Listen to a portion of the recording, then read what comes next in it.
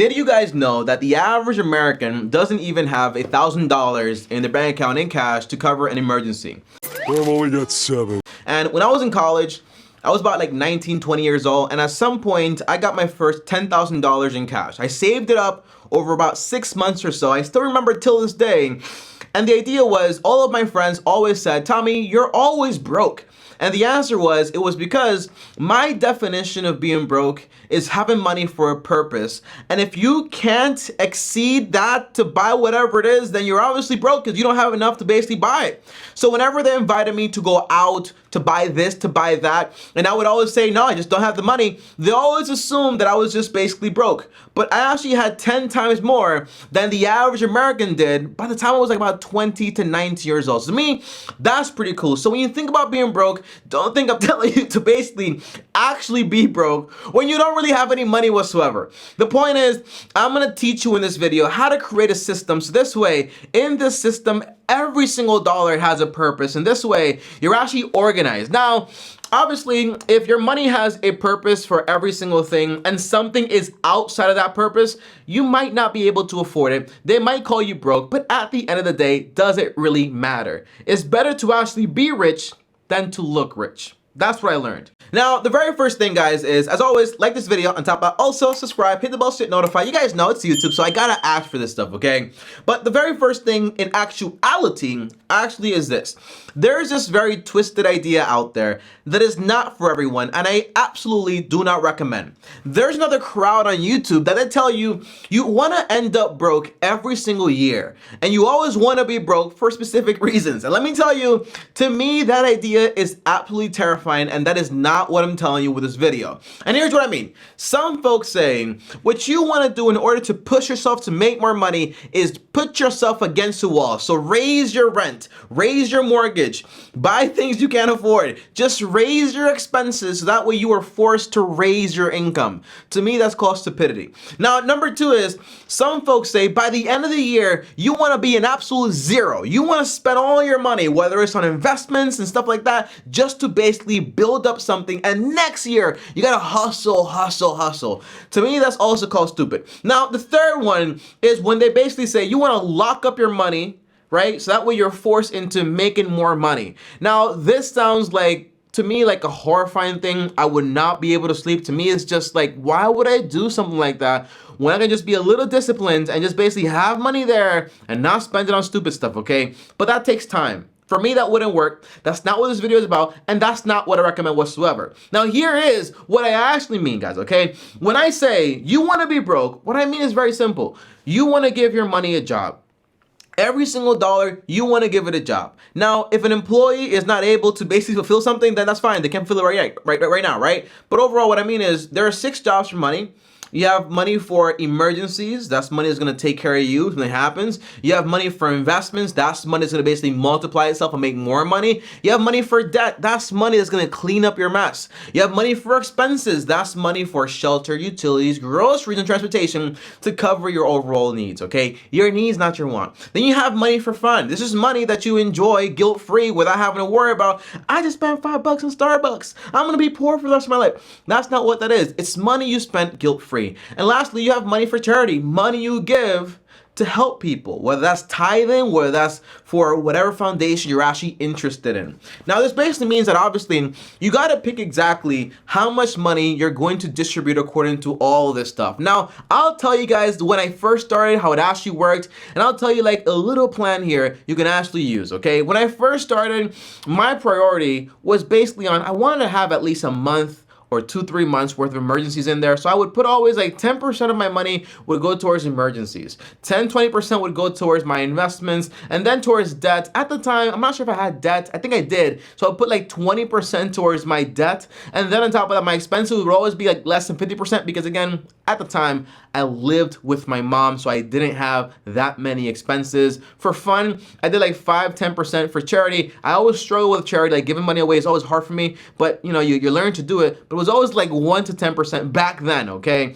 Because I always, I grew up in New York, and I always assume like, give money away to these people, what are they gonna do with it, okay? But you change as you grow, and I 100% do believe that giving money to charity is super important, and it changes you in some way, all right? It's actually awesome. Now, That's what I used to do.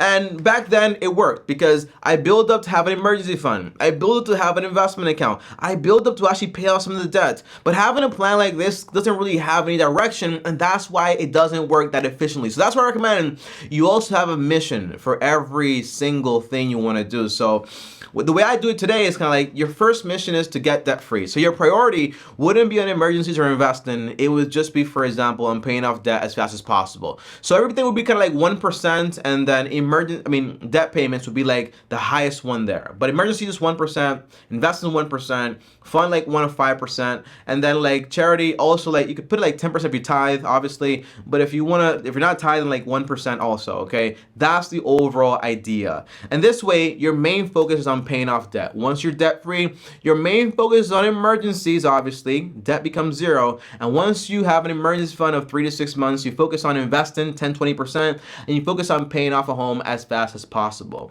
It's kind of like once you're done with those 3 missions, the last mission is continue to invest to build a bigger cushion. But as far as all the money you get, you can kind of just enjoy it and do whatever you want with it. Those were and are the 6 jobs that I give my money every single time I get paid. So that's why when somebody invited me to go out to eat and I knew, hey, all I have this week is like $50 to actually have fun, I can't afford it. I'm sorry. All right. So that's why a lot of people that were my friends consider me to be broke. But in reality, it's just that I was on a mission to accomplish something. Remember, the mission is super important. Now, here's some extra advice I want to give you. You never want to mix all your money together. So what I recommend is you set up a system to automate everything. So I never like having money around without a purpose, because that gets super dangerous. Because what I didn't tell you guys is basically I saved up $10,000 twice. Because the first time I didn't really have a goal. So when I saved it up, I spent it all on trash, honestly. So the second time I actually had a purpose for it and I used it. Obviously, okay, but money without a purpose is just you giving an opportunity for somebody else to influence you into spending it on whatever they want you to spend it on. So I recommend highly make it an automatic process. Meaning, for example, the way I have my system is I have one account that's called my landing account. When I get paid, the money gets paid into that account. And from that account, it gets distributed accordingly. So for me personally, my emergency money is in a separate account that it takes me time to get the money out. That way I'm not tempted to take my emergency money to have some emergency Black Friday sale. You don't want to do that, obviously. And then you have money for investing. Instead of having like a separate account for investing, I just set up my investment account to automatically take money from that account every time I get paid. And that way it's done automatically. Because here's one thing I learned. Whenever you try to save money to invest, something usually pops up. And then you don't have any money to invest. But if you invest the minute you get paid, doesn't matter if anything pops up because you already invested the money, all right? And that's cool. That's awesome. And then you have money for debt, okay? When debt is your focus, I did not wait until the statement was due or the month was due. No, I paid it the minute I got paid, okay? So if I said I was gonna do 20% or 40% towards debt and I got paid $1,000 this week, I was gonna put in $400, send it to that credit card right then immediately, so I don't have that money, because waiting usually provides an opportunity for something to happen. And I hate it, but it's the way it works. And then expenses, you wanna have a separate account for that. Now, you have an account to handle, for example, your rent, utilities, groceries, and transportation. That's the money you use to basically live. And you can't overspend on that because obviously you won't be able to eat food, all right? So you want to have that money separate and just for that purpose. And then when it comes, for example, to fun, me personally, I like having a separate account for fun. Some folks use a credit card. I don't like that because a credit card grants you more than you actually have, and then you're actually overspending and then you have a problem. But usually having a separate debit card just for fun makes all the difference, okay? So whenever you spend money with that card, you're like, don't have to worry about it because that's the money for that purpose. And lastly, for charity, just have the money automatically be withdrawn from the landing account. And this way, when you get paid, it's like everything is done automatically, right? So whatever is left from that account is going to be zero, okay? Because overall, these 6 jobs, once you adjust the percentages, should adjust to 100%. So every single time you get paid, that account, landing account, is going to be at 0. 0, 0, 0. And that is the overall goal when it comes to actually having a system to actually being broke and to actually make money make sense. Now, overall, this video is not complicated. When I first got started, my whole thing was I used envelopes, okay? So I had 6 envelopes. I had all the names written down, percentages, but this way I could actually see everything physically happening. I can see my money start growing. I can see everything, but you don't want to do that forever because your money can burn down. And there's one more tip here.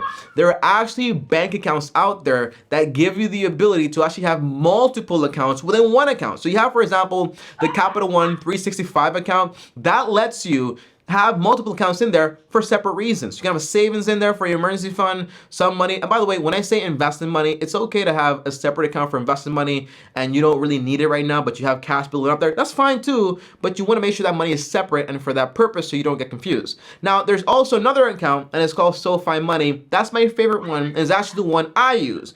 And it lets you make, for example, a bunch of individual accounts that you actually want to. You can have the money separate so you can actually spend it, and that to me is awesome. You can actually run this whole system via SoFi. So whenever you get paid, the money lands on SoFi. You can just put it into every account, and that's basically it. But make sure investing is automatic, debt payment is automatic. And by the way, one last tip here. This is actually super important. So pay attention here, right? When you have an emergency account and you fully build it up, adjust it for inflation every single month, okay? So just send over another $10 or $20 a month. That way you actually have more than you need in there as the time passes, okay? Because as time passes, your expenses will naturally start to grow as you have a family and things start to change, okay, guys? But overall, that's why I'm always broke. And that's why being broke in some sense is actually a good thing. But you don't want to be real broke. It's better to be fake broke. Like this. As always, guys, thanks for watching. Comment down below broke so I know you made it all the way to the end of the video. Up here is another video. Over here is my face. Subscribe. And as always, long-term team officially out.